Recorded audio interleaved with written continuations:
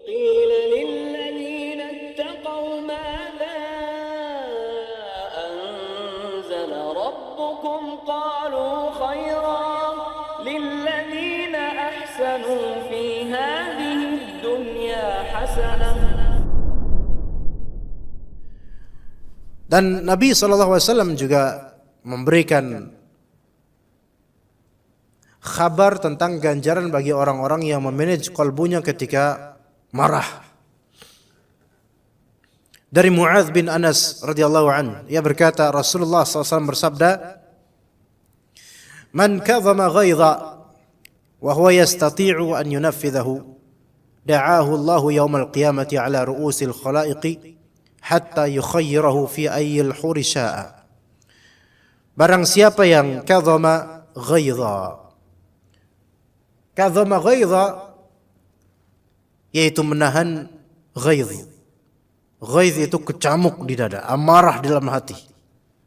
Dia sanggup menahan amarahnya. Wa huwa yastati'u an yunfidhahu. Padahal dia itu bisa saja untuk apa? Untuk melampiaskan kemarahan tersebut. Ini umum baik dalam hubungan pasangan suami istri maupun lainnya, muamalah lainnya. Barang siapa yang sanggup menahan amarahnya, padahal ia mampu melampiaskannya, da'ahu Allahu yaumal qiyamati ala ru'usil khalaiq, maka Allah Ta'ala akan memanggil namanya pada hari kiamat di atas semua makhluknya, di tengah-tengah semua makhluknya, hatta yukhayyirahu fi ayyil huri sya'a, dan Allah akan memberinya pilihan, silahkan kamu pilih bidadari semau kamu. Iya. Jadi marah nih suami, ini buat suami sebenarnya. Marah ini suami pada istrinya.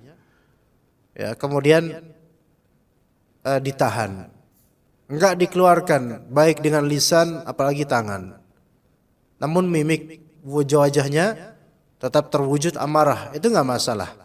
Karena jadi raut wajah terukir kemarahan padanya itu tidak masalah.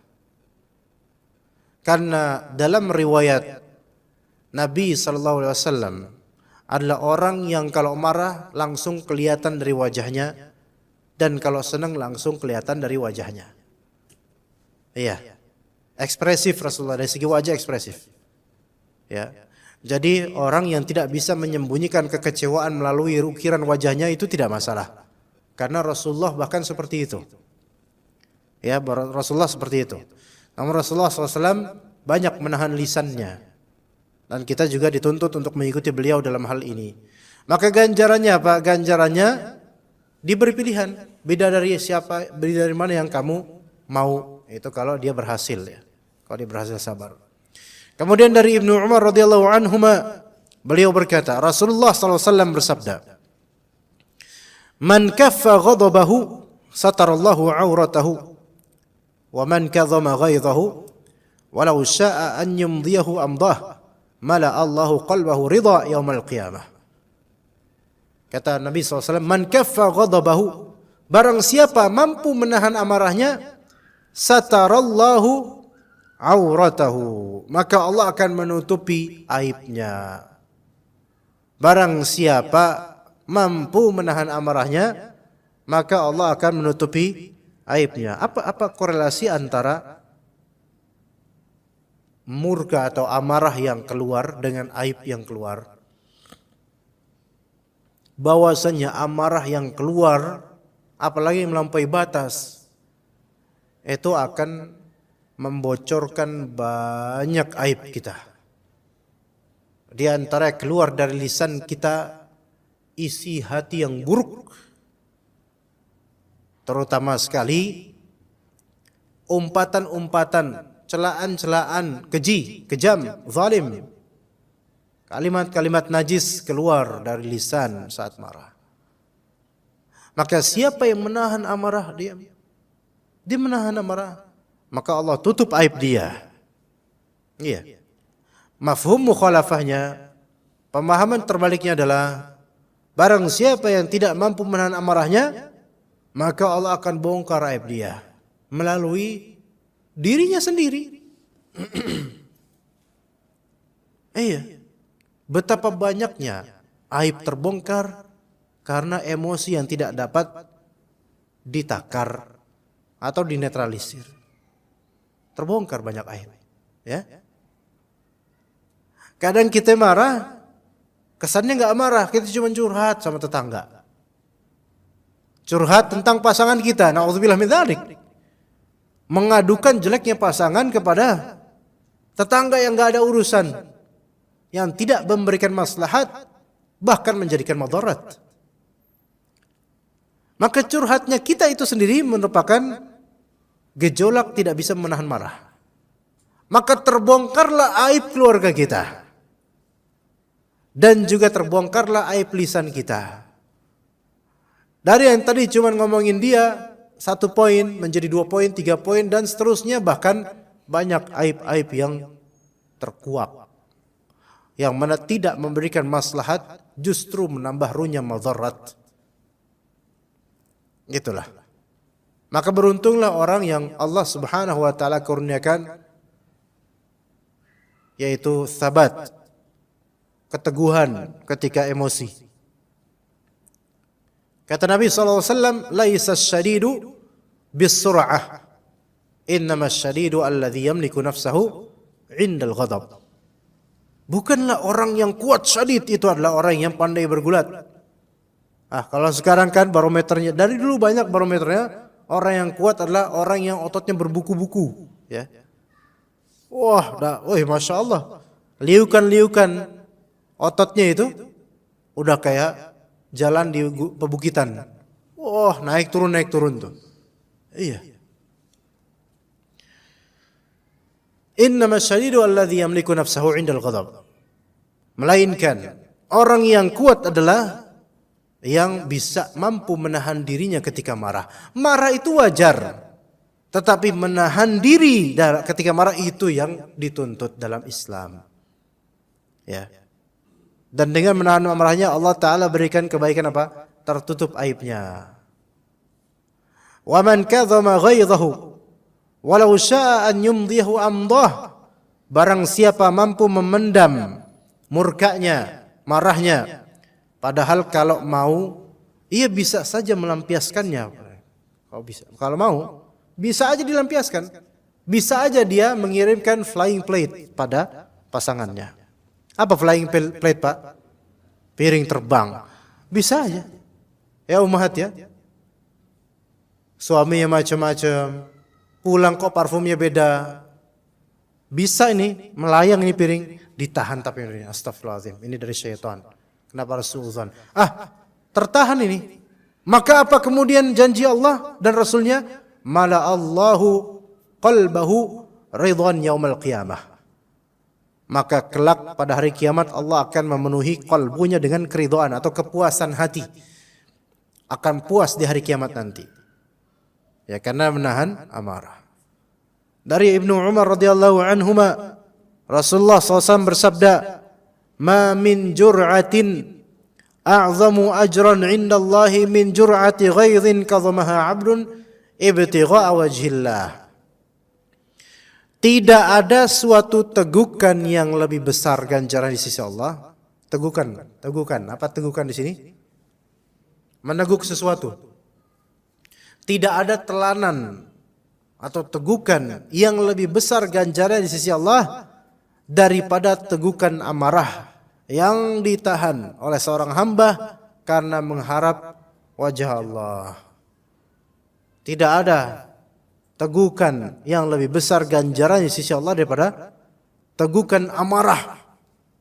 Udah hampir kelisan ini amarah nih, tapi ditahan sama dia telan habis-habis tuh. Udah ditahan aja, biarin di hati aja. Dia masukin di hati aja, simpen khalas, nggak sampai keluar.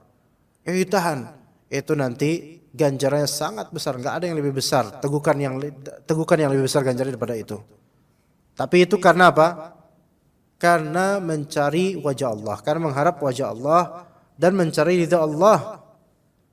Ya berarti di antara atau bahkan paling terpenting dari faktor bisa bersabar dalam menahan amarah, paling terpentingnya adalah apa? mencari ridha Allah. Itu paling penting. Ya. Dikatakan di kitab, pada dasarnya seorang muslim itu dasarnya berperangai lembut, menginginkan kemudahan, berjiwa tenang, halus, perasaannya lembut, memiliki kesadaran. Di antara tulang rusuknya ia menyimpan hati yang lembut serta kasih sayang kepada setiap kerabat dan muslim lainnya. Dari Iyad bin Himar radhiyallahu an, beliau berkata, Rasulullah SAW bersabda, Ahlul jannati thalathah. Penduduk surga ada 3 golongan. Penduduk surga ada 3 golongan. Dzu sultanin muqsitun muwaffaq. Yang pertama, penguasa yang adil dan murah hati. Penguasa yang adil dan murah hati, dzu sultan, yaitu memiliki kesultanan, kekuasaan. Sultan di sini bukan sultan flexing ya, bukan sultan versi sekarang, bukan. Itu sultan YouTuber itu enggak masuk dalam ini. Ya, sultan di sini yaitu memang punya otoritas. Penguasa daerah atau negeri, atau kadang bisa diterjemahkan penguasa keluarga bisa. Tapi adil, muqsit, adil, muwaffaq dan murah hati. Itu pertama. Kedua, ahlul jannah yang kedua, wa rajulun rahimun raqiqul qalbi likulli dhi qurba wa muslim. Orang yang rahim, penyayang. Rahim, penyayang.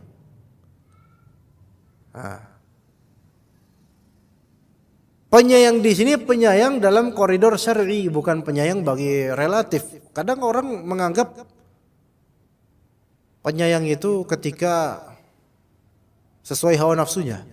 Jadi gini, kadang-kadang mahasiswa atau santri atau murid di kelas, ya, waktu ada Lipia dulu, Ustadz ini rahim ini, Ustadz ini.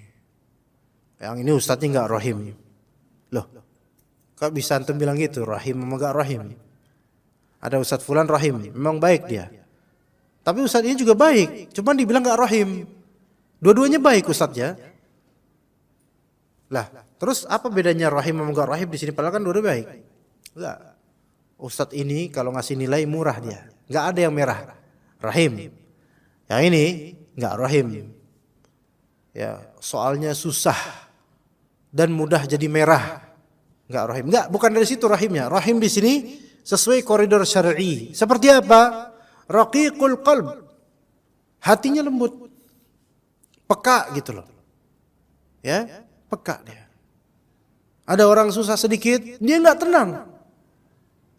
Ya, enggak tenangnya karena apa? Pengen ngasih, bukan enggak tenang karena ya tuh orang susah dah, nanti kemari dah, minta dah sama saya. Nah, ini bukan rahim, ini medit namanya. Ya, berhati lembut ya. Kepada siapa hati lembutnya? Likulli dzi qurba wa muslim. Kepada dua pihak. Kepada seluruh yang memiliki kedekatan pada dirinya, yaitu kerabat. Kepada seluruh kerabat serta muslim pada umumnya. Jadi diutamakan kerabat. Orang yang terdekat dari segi family tree atau kekeluargaan. Atau boleh dimaknai dzi qurba di sini kita tetangga bisa. Pakai dekat, dan muslim pada umumnya. Ini penduduk surga nih. Rahim, penyayang, lembut kalbunya. Dan yang lebih dekat padanya itu lebih berhak untuk mendapatkan kasih sayang dan kelembutannya. Jangan dibalik. Sama orang muslim jauh, rahim. Sama istri mutasyaddid, yaitu keras. Sama orang pada umumnya rahim. Hah? Ngelihat ada mungkin perempuan lain atau janda lain apa ya? Mudah memberi, tapi sama istrinya perhitungan. Ya. Sama orang jauh sayang banget. Sama istrinya, wah, lisannya enggak tahan. Ini kan ketergelinciran beda ini. Ya. Alasannya kadang-kadang, saya udah bosan, udah lama nikah sama dia, udah lama, udah ngerti karakternya. Ya, tapi kok ada misalnya ada ibu-ibu ya, jatuh di jalan. Aduh Bu, ya Allah, Masya Allah. Ini saya bantu Bu, Pak, tolong bantuin Pak. Ya Masya Allah, cepet tanggap, aksi cepet tanggap. Itu nama ini ya, aksi cepet tanggap, ACT ya. Tapi giliran bininya jatuh, matamu kemana matamu? Bangun, nggak usah cengeng, udah tua. Ya, ini gimana nggak ada rahimnya? Harusnya dibalik dong, gitu kan? Harusnya dibalik. Kemudian wa'afifun yang ketiga, wa'afifun muta'affifun dzu'iyal. Ini penting. Afif, yaitu orang yang menjaga diri, memelihara diri dari sikap meminta-minta padahal dia sangat butuh. Ini Masya Allah, berat. Menjaga diri dari meminta-minta padahal dia sangat butuh. Ini ahlul jannah, penghuni surga. Ya, gitu. Jadi jangan suka minta-minta ya jemaah sekalian. Dari Abu Anbah Al-Khawlani, ini tiba-tiba udah jam segini aja jemaah. Kita mulai jam berapa sebenarnya? Gimana Pak? Kita sudahin aja Pak ya? Kok di jam segini aja? Kalau ada pertanyaan di kertas silahkan segera Pak, ibu-ibu rumah sekalian. Sebagaimana selalu saya kumandangkan di sini, tiba-tiba nanti selesai kajian. Ya, jadi kalau ada kertas, ada pertanyaan di kertas, segera, jangan ditunda-tunda, jangan nunggu saya sampai rumah dulu baru ditulis. Ya. Dari Iyad bin Himar radhiyallahu an, beliau berkata, yang tadi dari Abu Anbah Al-Khawlani radhiyallahu anhu, ia berkata, Rasulullah sallallahu alaihi wasallam bersabda, "Inna lillahi aniyatun min ahlil ardi wa aniyatu rabbikum qulubu ibadihi salihin wa habbuha ilaihi alyanuha wa araqquha." Sesungguhnya Allah Subhanahu wa taala memiliki bejana-bejana dari makhluk yang ada di bumi ini, dan bejana-bejana Rabb kalian adalah hati para hambanya yang saleh. Sedangkan hati yang paling dicintai oleh Allah adalah hati yang paling alyan, paling lembut, waraq, paling santun. Dari Jabir dan Ibnu Mas'ud radhiyallahu anhuma, keduanya menuturkan bahwasanya Rasulullah SAW bersabda, "Ala ukhbirukum biman tahrumu alaihi an-naru ghada?" Maukah kalian aku beritahukan siapa orang yang terhalang dari api neraka besok? Yaitu dikatakan oleh Nabi SAW kemudian, "Ala kulli hayyinin qaribin sahlin." Orang yang terhalang dari api neraka di hari kiamat nanti, yaitu semua orang yang sifatnya begini. Hayyin, lembut, lemah dia. Hayyin itu lemah. Enggak mutakabbir, jabbar, zalim, enggak. Dia lembut, lemah. Nyantai gitu. Ya, kemudian qarib. Qarib di sini maksudnya akrab. Akrab. Kemudian sahal. Sahal itu enak, mudah. Sahal artinya mudah. Ya makanya kan ada ahlan wa sahlan gitu kan. Kita kalau orang Arab ketemu dengan orang lain Arab lainnya, ahlan wa sahlan. Kita semua ikhwan kata, "Assalamualaikum." "Waalaikumsalam." Ahlan wa sahlan. Ahlan itu ahl di sini maksudnya ada ahl. Kekeluargaan, kepemilikan. Sahal itu aslinya adalah dataran tanah yang enak gitu loh. Maksudnya di sini mudah. Ya, jadi keramahan gitu loh. Artinya sahal di sini orang mudah tapi namun maknanya supel gitu. Jadi orangnya merunduk, lembut gitu. Kemudian terasa akrab kalau ngobrol sama dia, dan orangnya itu supel, enak, orangnya enak. Iya. Kalau kita lihat di sini, apa bedanya antara hayyin qarib sahal, lembut, akrab, supel dengan jaim? Beda. Maksudnya beda di sini. Jaim itu ada perlunya dengan kadarnya, tergantung dengan strata sosial dia atau status sosial dia. Ustadz itu perlu jaim, betul nggak? Tapi dengan kadar yang baik, jangan terlalu jaim. Ya, kalau terlalu jaim kadang-kadang zalim jadinya. Ada ikhwan, Assalamualaikum Ustadz. Saya bilang, Waalaikumsalam. Ya. Ada ikhwan dari jauh. Ustaz, ahlan Ustaz. Ya. Itu sok cool, ya. Iya, dengan alasan apa? Menjaga image, karena kan saya ustaz. Enggak gitu, Rasulullah SAW juga enggak gitu kok. Ya. Kemudian enggak pernah mau menerima tamu. Ustaz, afwan, rumah antum di mana? Ada apa antum nanya kayak gitu? Waduh, udah enggak enak nih jawabannya Ustaz. Enggak, Ustaz, afwan, ada bingkisan. Dari mana bingkisan itu? Dari ikhwan, beberapa ikhwan. Tanya dulu ke mereka, harta buat bingkisan itu dari mana asalnya? Wah, repot ini Ustadz ini nih. Afwan Ustadz, nggak jadi Ustadz. Kenapa nggak jadi? Nah, ternyata Ustadz mau juga. Jaim tapi kok ujung-ujungnya mau juga. Jadi jaim itu ada standar masing-masing. Ya. Seorang dai misalnya, ya jaimnya beliau semestinya ya, sewajarnya aja, jangan terlalu meninggi. Intinya jangan sampai membuat ilmu syar'i yang pada dirinya itu terkhianati dengan kelakuannya. Intinya itu gitu aja. Ya. Mungkin sama orang-orang terdekat jaimnya dicopot, tapi orang-orang yang tidak dekat mungkin masih jaim, itu nggak masalah. Tapi jangan terlalu jaim sehingga orang mengira ini eksklusif, usahanya sombong dan seterusnya dari tuduhan-tuduhan orang. Iya. Melainkan tetap Rasulullah SAW itu supel, enak bergaul, mudah, akrab. Nah, enak. Anda yakin jemaah sekalian pasti pengen berdekat dengan dai yang kalau antum sapa salam beliau menjawab, kalau antum tanya kabar dia menjawab. Iya. Ya. Dan kalau antum minjem duit padanya dia juga akan menjawab. Iya. Ustaz, afwan Ustaz, ana lagi kekurangan nih Ustaz. Boleh enggak minjem duit Ustaz? Apa kata Ustaznya? Labbaik Allahumma labbaik. Ya. Dijawab sama ustadznya. Imma karena tidak punya duit atau yang punya duit kemudian dipinjamkan. Ala kulli hal di sini inilah contoh yang Rasulullah SAW inginkan. Nah, kalau untuk orang luar, untuk murid, untuk ustadz, kita pengen apa ya? Orang yang akrab, supel, enak gitu loh. Kita suka dengan itu. Maka bagaimana lagi dengan keluarga kita sendiri? Istri kita atau suami kita. Ya. Betapa banyaknya istri itu pengen punya suami yang renyah. Ya. Bukan renyah untuk dikunyah, tapi renyah ya itu tadi, itu bahasa ana untuk yang tadi itu. Hayyin, qarib, sahal, supel, gaulnya enak.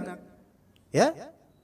Ketemu di pintu gerbang rumah, salam, assalamualaikum beb, waalaikumsalam yang, ya dan iya. Ketemu di dapur juga menyapa, ya. Ketemu di kamar menyapa lagi, enggak. Di gerbang ketemu, assalamualaikum, salam. Di dapur ketemu, lo lagi, gitu kan? Di kamar, lu kenapa sih di sini mulu, gitu Anda, ya, supel, enak, renyah, gitu. Sehingga bersamanya itu, ketika bersamanya itu keindahan, kebahagiaan. Ketika tidak bersamanya itu kerinduan, gitu. Iya. Jangan kebalik. Ketika bersamanya itu siksaan. Ketika ketiadaannya itu kebahagiaan. Ini berarti nggak harmonis.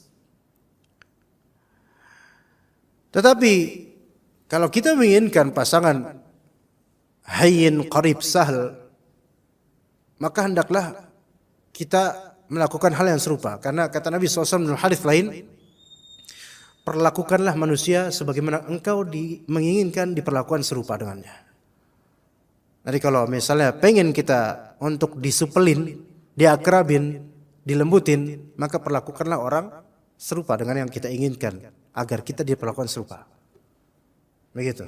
Jadi jangan timpang, jangan tidak fair, jangan zalim dalam menginginkan sesuatu. Ya, kemudian kata Nabi SAW dalam hadis riwayat Ibnu Umar radhiyallahu anhuma, al-mu'minuna hayyinuna layyinun. Orang-orang mukmin adalah insan yang ramah dan lembut. Ramah dan lembut. Mathalul jamalil alifil ladzi inqida inqada. Seperti unta yang dituntun dengan tali kekang. Jika dituntun, unta ini nurut. Wa in siqa insaqa, jika digiring ia berjalan berurutan. Wa in anakhtahu ala sakhratin istanakha, kalau misalnya engkau menurunkannya di atas sebuah batu, maka ia pun menurunkannya, itu turun. Engkau turunkan, dia juga turun. Artinya mudah diatur, apalagi kalau dalam urusan pekerjaan. Ya. Iya, mudah diatur. Enggak tekak, ya. Lawan dari tekak, keras kepala, enggak. Abu Sa'id Al-Khudri mengatakan Rasulullah SAW bersabda, "Akmalul mu'minina imanan ahasinuhum akhlaqa." Orang mukmin yang paling sempurna keimanannya adalah yang paling baik akhlaknya. Al-muwatti'una an aknafa, yang paling berlapang dada. Alladzina ya'lifun wa yu'lafun, bersahabat dan disahabati, punya banyak teman dan renyah bersama mereka, dan juga teman-temannya suka berteman dengannya. Ini baru orang mukmin yang sempurna imannya. Wala khaira fi man la ya'laf wa la yu'laf, tidak ada kebaikan bagi orang yang tidak mau bersahabat dan tidak disahabati. Ada orang karakternya itu enggak mau bersahabat dan enggak mau dia disahabati semua orang. Artinya semua orang dianggap musuh. Semua orang dianggap musuh. Pokoknya selama itu orang, itu musuh saya. Nah ini setan apa orang nih sebenarnya? Tapi ada orang kayak itu, bener ada. Dan ngaji bener ngaji. Udah senior usianya, sepanjang hidupnya semua orang musuh bagi dia. Ajaibnya orang ini kaya gitu loh, masya Allah. Anda nggak tahu kok bisa gitu. Tapi semua orang musuhnya. Kemudian ketika udah usia tua, kemudian istri wafat. Di situ istri wafat, mulai sadar bahwasanya selama ini sikapnya tidak baik ke orang-orang. Istrinya wafat dan dia sakit-sakitan. Mulai sadar akan sikapnya terhadap manusia selama ini. Maka ia pun mendekati teman dekatnya, ya dekat.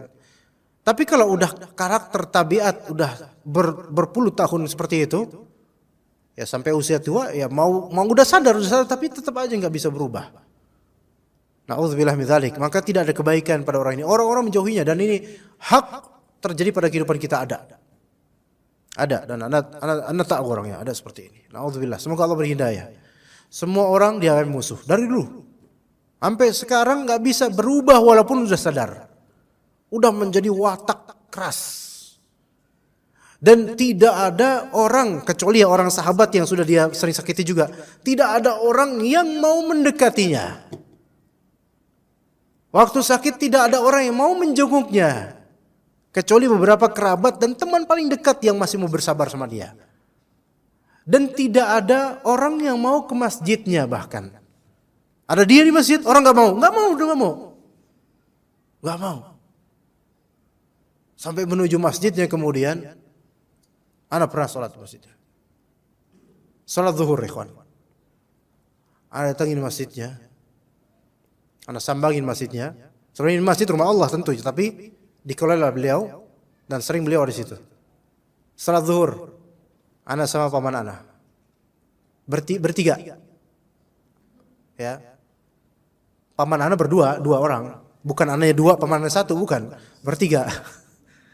Bertiga. Ini zuhur udah harusnya qomat ini. Ana masuk. Loh. Kok enggak ada orang ini? Dah. Ang, paman maksudnya Aang. Qomat Ang. Qomat. Allah Akbar, Rasulullah. Tiba-tiba ada yang bersuara dari mihrab, dari ruangan ini, dari pintu ruangan mihrab nih. Jegrek. Wih, ada siapa tuh? Keluar. Seorang kecil gitu, Anda enggak tahu siapa. Tiba-tiba dia langsung ke tempat imam. Ngapain coba? Ya mengimami kita. Di situ anak kaget lah. Ini imamnya ternyata. Jadi ternyata imamnya aja nunggu makmum. Enggak ada orang itu masih, cuman kita bertiga, ana dan dua paman ana. Itu imam, kesian mak. Ya Allah, kesian banget nih imam. Udah maksudnya badannya kecil, kayak dizolimin nih kayak imam nih, maka aja kayak gitu. Jadi imam dia, ini sholat. Dalam sholat juga kadang kepikiran kok bisa kayak gini ya, masjid kok kayak gini gitu loh, zuhur. Bahkan isya saja cuman 4 Bukan 4 soft, enggak, ini mimpi itu 4 soft. 4 orang, 4 manusia. Itu pun wallahu alam apakah itu manusia beneran semua atau enggak tahu. 4 orang itu. Masya Allah ta'ala. Dan ternyata dikisahkan penyebabnya ini. Ya Allah. Ya Allah, kesian. Jadi orang pada menghindar, bahkan menghindari masjidnya. Saking enggak mau orang ketemu dengannya gitu loh. Na'udzubillah min dzalik. Maka dikatakan wala khaira fi man la ya'laf wala yu'laf. Tidak ada kebaikan bagi orang yang tidak mau bersahabat dan tidak disahabati oleh orang-orang. Enggak ada baik-baiknya, orang enggak mau sama dia. Enggak mau. Bahkan na'udzubillah orang kadang-kadang berharap apa? Udah yang kayak gini cepat-cepat habis aja dah, khalas. Enggak ada faedahnya gitu. Na'udzubillah min dzalik. Ya. Taib, jadi gini, adapun orang-orang yang kasar, bengis, keras dan jahat, mereka biasanya orang yang lemah iman, minim keyakinan dan tipis pengetahuan agamanya. Jika bertengkar mereka menipu, jika memiliki mereka memperbudak, jika berkuasa mereka sombong, jika punya power mereka memaksa orang-orang. Ya begitu. Wallahu taala alam. Untuk materi insyaallah kita cukup sampai di sini aja. Wassallallahu ala nabiyina Muhammad wa ala alihi wa sahbihi ajma'in. Jika ada pertanyaan dipersilahkan ikhwah sekalian. Taib. Jazakallahu khair.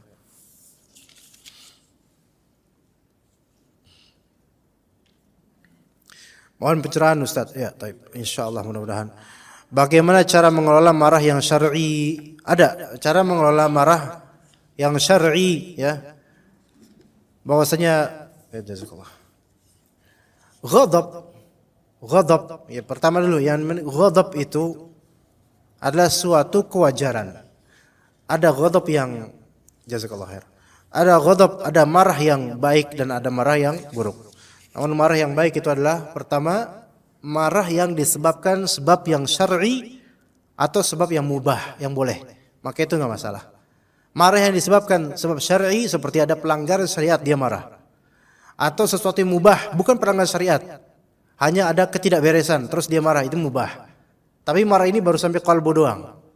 Kemudian syarat yang kedua supaya marah itu tidak menjadi marah yang buruk. Syarat kedua yaitu marah tersebut di manajemen, ditahan, ya diusahakan agar tidak keluar dari lisannya.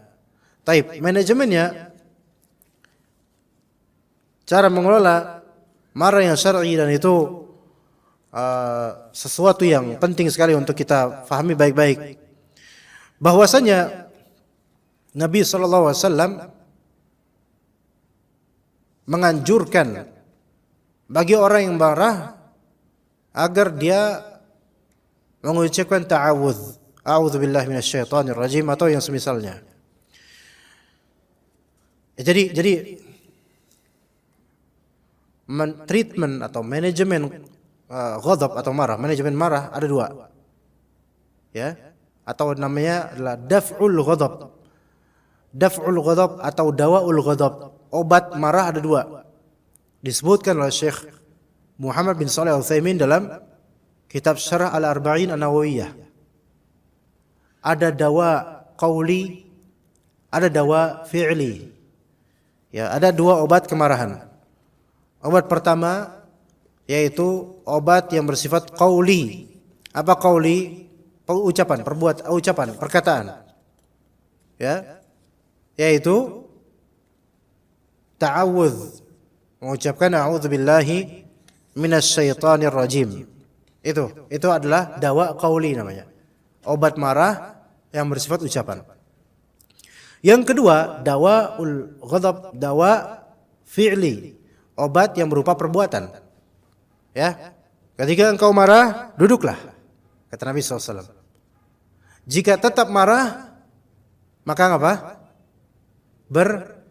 Berbaringlah. Ya. Jika tetap marah, maka wudu'lah. Ini semua adalah obat yang bersifat perbuatan. Ya, jadi obat marah ada dua macam. Yang pertama obat dari segi perkataan, yaitu isti'adzah, a'udzubillahi minasyaitonir rajim. Obat yang kedua yaitu dari segi apa? Perbuatan. Ya, ketika marah dalam keadaan diri, maka duduklah. Kalau pas duduk tetap aja marah, maka berbaringlah. Masih tetap marah, maka apa? Ngapain? Berwudulah. Karena insya Allah wudu tersebut mengurangi tekanan darah atau peredarannya lebih baik lagi, mendinginkan hati dan juga jasad, dan juga mengusir syaitan insya Allah. Lebih-lebih kalau wudu tersebut memang diniatkan untuk ibadah. Ya, begitu. Itu manajemen marah, mengelola marah yang syar'i. Kemudian yang kedua, sesungguhnya sifat malas itu lebih dekat kepada pembawaan lahir atau dibentuk oleh situasi atau lingkungan. Sesungguhnya sifat malas itu lebih dekat kepada pembawaan lahir atau dibentuk atau oleh situasi atau lingkungan. Gini,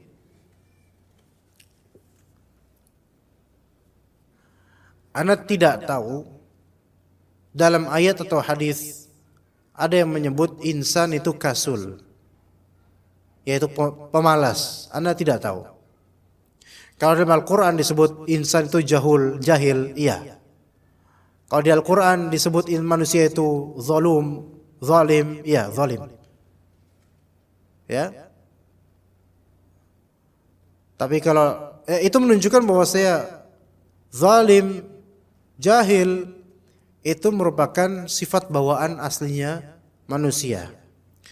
Tapi kalau malas, Anda pikir itu bukan pembawaan lahir. Tapi sifat tersebut adalah hasil atau akumulasi dari pengalaman hidup dan pengaruh environment, lingkungan atau orang sekitar, karakter orang sekitar atau lingkungan. Ya, kenapa begitu? Karena pertama, Anda tidak tahu atau belum Anda ketahui dalil yang menunjukkan bahwasanya di antara tabiat manusia adalah pemalas. Anda tidak tahu. Ya. Sementara ada dalil-dalil lain yang menunjukkan bahwasanya pemalasnya manusia itu disebabkan imma oleh syaitan, imma oleh lingkungan. Itu poin kedua. Ya, ada dalil-dalil yang menunjukkan bahwasanya magernya atau kemalasan atau tidak jadinya melakukan sesuatu dari manusia itu penyebabnya imma syaitan, imma manusia, environment, lingkungan atau teman dekat. Apa dalilnya? Kemalasan karena syaitan,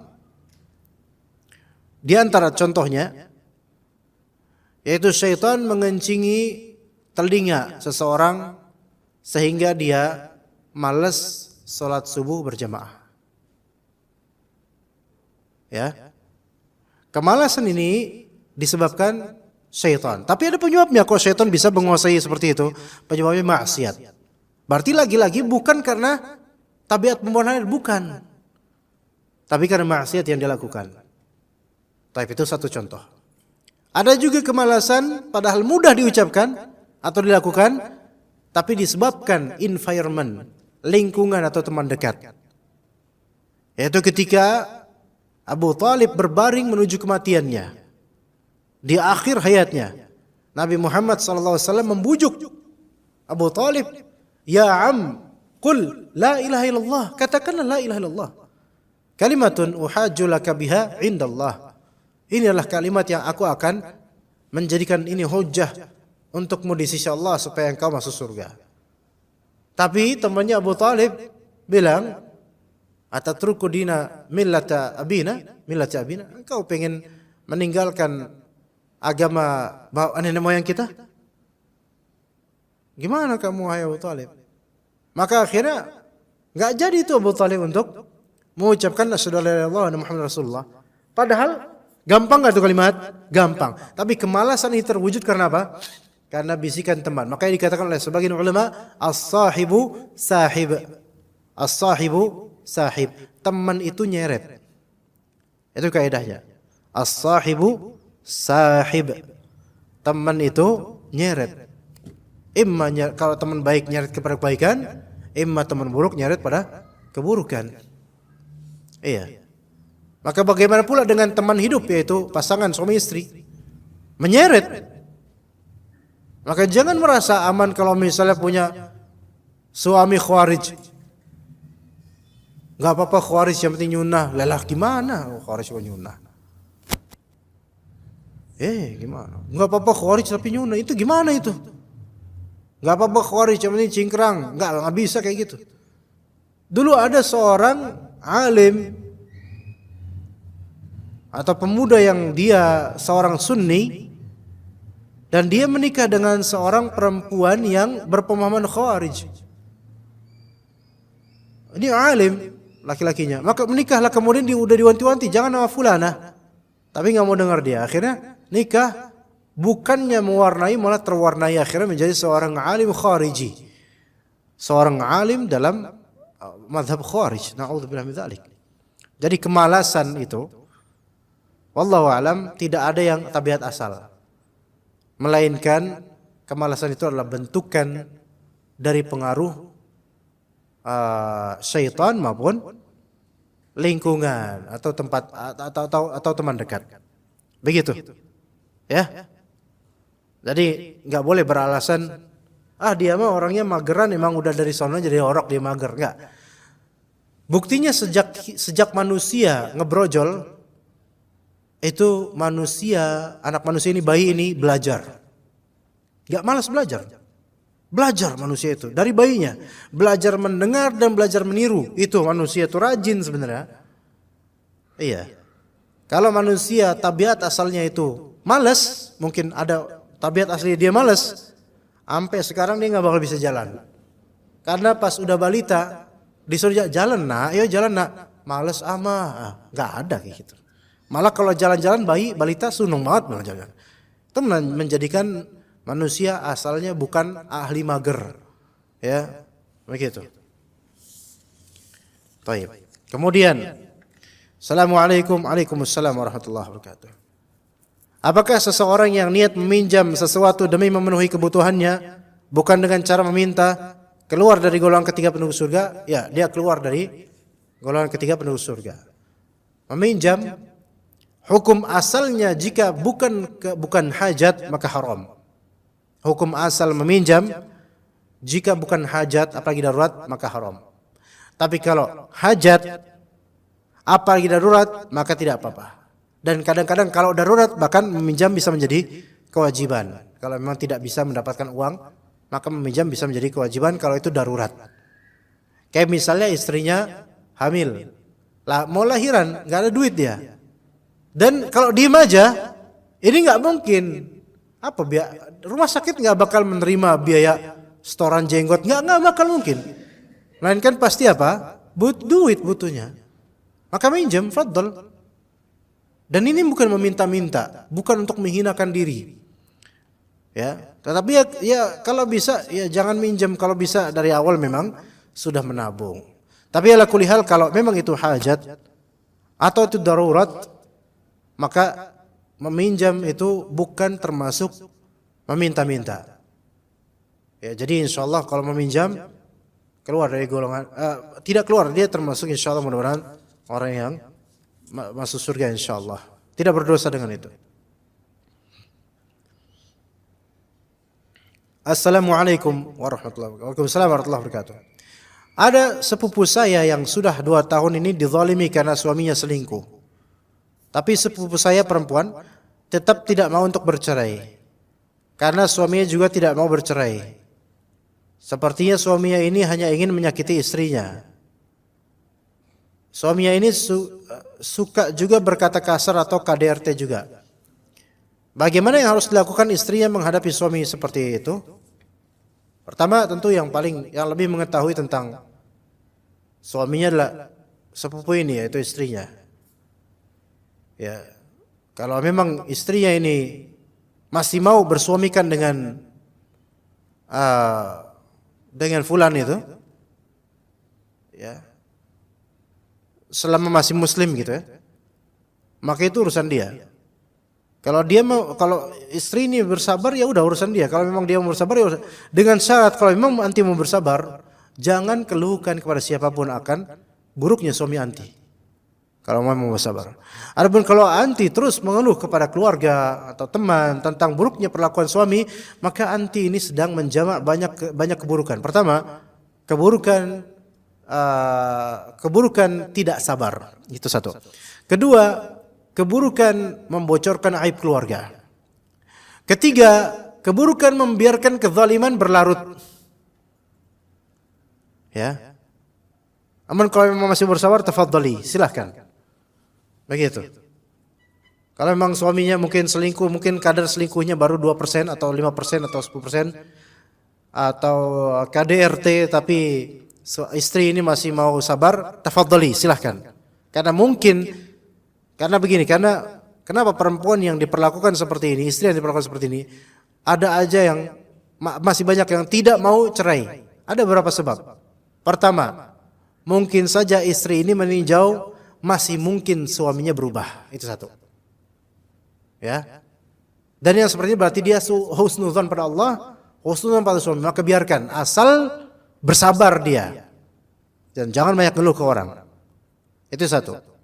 Atau mungkin opsi kedua, ya. Atau mungkin opsi kedua, istri ini nggak mau bercerai atau gugat cerai pada suaminya. Opsi kedua, karena bagi istri ini lebih baik dia masih berstatus bersuamikan fulan atau masih berstatus suami istri dibandingkan dia harus menjanda. Dan ini ada beberapa faktor. Imma karena dia meninjau kalau saya janda siapa lagi yang mau sama saya, mungkin gitu. Dan itu mungkin terjadi, itu mungkin. Atau mungkin karena kalau misalnya saya menjanda, apa kata tetangga? Ada yang kayak gitu, ada. Dan benar ada yang kayak gitu. Gak apa-apa saya dizalimin, gak apa-apa saya setiap hari nangis. Lebih baik nangis karena kezaliman suami daripada nangis karena komentar tetangga. Ada yang kayak gitu. Iya. Atau mungkin kenapa masih mau sabar? Gak apa-apa, saya yang penting berstatuskan suaminya fulan. Kenapa? Karena walaupun dia KDRT, walaupun lisannya itu lisan Fir'aun, walaupun juga dia itu selingkuh, yang penting duit ngalir ada.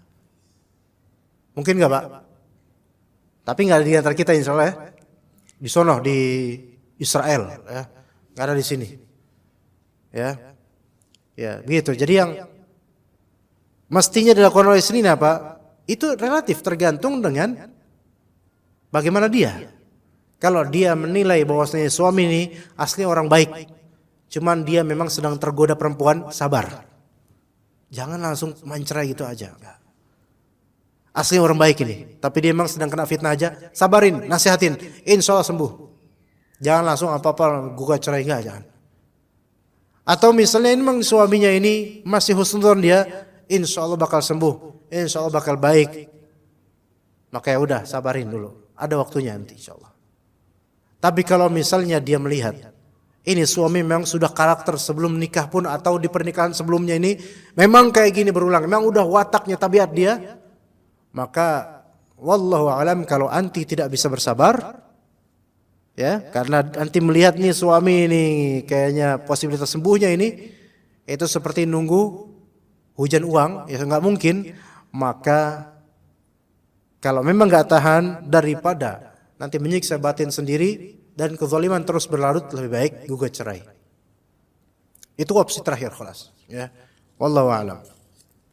Tapi semoga ini masih bisa sabar. Assalamualaikum Waalaikumsalam warahmatullahi wabarakatuh. Pak Ustadz, apakah dibolehkan seorang suami mengalah dengan istri demi menjaga keutuhan keluarganya? Taib. Tentu saja saya dalam masalah ini pengalaman saya dibandingkan bapak-bapak dan ibu-ibu dalam berpengalaman, tentu bapak dan ibu jauh lebih dari saya.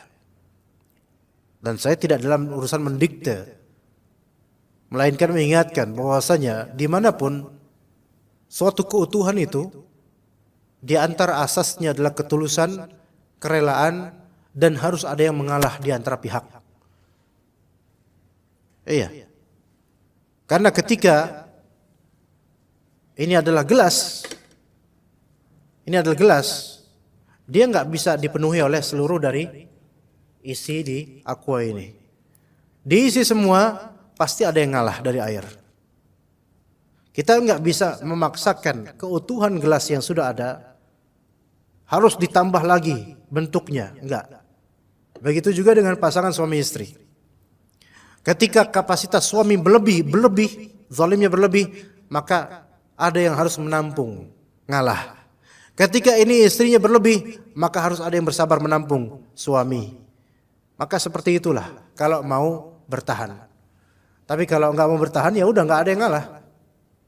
Semuanya merasa menang, nggak bakal bertahan yang seperti ini. Namun jika ada yang bertahan, ada yang mengalah, pasti bertahan. Dan bapak-bapak, ibu-ibu sekalian yang hadir di sini pasti adalah hamba-hamba Allah yang kadang mengalah dan kadang meninggi. Mesti begitu. Mesti begitu. Karena silih berganti, kadang yang mengalah ini, kadang mengalah ini. Tapi kalau misalnya suami selalu mengalah dan istri selalu harus menang, maka ini bukan keluarga sakinah, mawaddah, warahmah, bukan. Tidak ada contohnya dari salaf, suaminya selalu ngalah terus, istri selalu menang. Iya, ngalah terus suaminya. Gaji langsung dikalahin sama istrinya. Kartu ATM dipegang istrinya tiga-tiganya bahkan. Bahkan kalau misalnya suaminya mau beli sesuatu, itu harus mengisi daftar dulu. Masya Allah, ini istri apa kantor BPJS sebenarnya ini. Sampai ada seorang ustaz, yang ini dikisahkan oleh salah satu ustaz juga, Ustaz Abu Haidar mengisahkan juga. Ada seorang ustaz populer juga yang diundang kemana-mana. Semua kajiannya itu dimanage oleh istrinya. Jadi istri ini seperti apa? Manajernya gitu loh. Ustaznya tinggal pergi aja kemana-mana, istri yang ngatur. Jadi semua DKM panitia, kalau mau mengundang ustaz ini, harus melangkahi istrinya dulu. Oh iya. Afwan, apakah ini dengan manajer apa dengan tim ustaz? Iya. Ini siapanya? Ini istrinya. Oh, masuk. Afwan, ini dari MT Umahat. Iya, boleh MT Umahat tapi asal jangan macam-macam kalian. Iya. Kalau mau dibayar, ustaz ini dibayar atau diberikan mukafaah berupa uang, maka bisa dengan amplop atau ditransfer. Baik amplop atau transfer itu masuk ke istrinya, dipegang istrinya itu dari kartu-kartunya itu. Sampai suatu ketika ustadz ini itu saking udah nggak memikirkan nasib dirinya, karena mungkin udah terlalu kecut nasibnya, itu kemudian ketika ustadz ini pengen, mohon maaf, membeli celana dalam, saking udah nggak keurus dia, minta mengajukan proposal kalimat kepada istrinya, pinjam dong kartu ATM-nya. Buat apa? Mau beli celana dalam ini yang kurang. Sampai begitunya tuh. Apakah ini keluarga yang sakinah mawaddah warahmah kira-kira menurut antum? Ini tersiksa ini. Iya. Ini ibaratnya nih suaminya ini Bani Israel, istri Fir'aun. Ini tersiksa ini. Kesian. Maka kalau suami mengalah terus dengan istri, mana izzah suami? Gak bisa ini berlanjut kayak gini mah. Iya, nggak bisa. Istri nggak boleh superior. Kata Allah, sebaliknya kata Allah, ar-rijalu qawwamuna 'alan nisa bima faddalallahu ba'dahum 'ala ba'di wa bima anfaqu min amwalihim. Laki-laki itu lebih superior dalam urusan kepemimpinan rumah tangga dibandingkan perempuan. Karena keunggulan, kecerdasan dalam manage misalnya untuk laki-laki atau berpikir dan nafkah. Jangan dibalik, perempuan yang superior nggak bisa. Tapi kalau dalam perjalanan rumah tangga masing-masing kadang saling mengalah, kadang saling mengalah, itu nggak masalah. Karena Rasulullah SAW pun begitu. Kadang sebagian istri ngalah, kadang Rasulullah yang ngalah. Apa contoh dalilnya? Di antara istri Nabi SAW Saudah bukan? Saudah ya, tahu Saudah? Ya, yang badannya besar. Dan itu Saudah itu menghibahkan malamnya untuk siapa? Aisyah radhiyallahu anhum jami'an. Semua istri Rasulullah ummul mukminin kita. Ngalah, istri ngalah. Dengan istri lainnya mungkin ya, tapi ada pengalahan di sini sehingga tidak terjadi keributan. Rasulullah SAW juga pernah ngalah nggak? Pernah ngalah kepada Aisyah juga. Ngalah dalam arti apa? Aisyah membanting sesuatu di dapur, kubrak gitu. Dan ada tamu sahabat. Akhwan, bapak-bapak, gimana kalau misalnya antum ada tamu dan antum ustadz misalnya, ada tamu, istri antum ngamuk di dapur. Kerontang. Ya, pasti antum datengin, "Hei, anak siapa sih lo?" Gitu. Hah? Enggak tahu malu, bikin malu saya aja. Tapi Rasulullah bilang apa kepada sahabat? Ibu kalian sedang cemburu sama kalian. Rasulullah menenangkan hati, Rasulullah ngalah. Harusnya kan laki-laki di sini kan punya superior untuk nasihatin istri yang kok kayak gini kelakuannya gitu loh. Tapi enggak, Rasulullah ngalah. Rasulullah tahu ini Aisyah ini baik, bagus, tapi dia lagi namanya perempuan cemburuan. Ibu kalian sedang cemburu. Enggak apa-apa udah. Iya, antum lagi ada tamu terus tiba-tiba bini antum piring kerontang, dang. Saking cemburunya, apaan sih? Beduk masih lama tahu nggak? Gitu kan, marah tuh. Tapi Rasulullah selalu ngalah. Karena kalau Rasulullah marah, tambah berabe gak urusannya?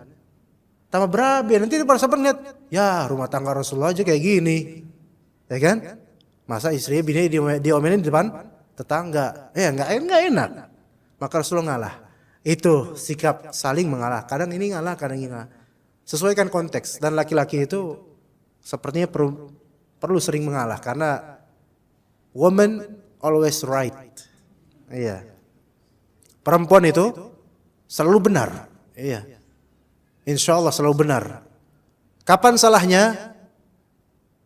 Kapan perempuan itu bersalah? Ya kapan-kapan, ya nggak tahu kapan.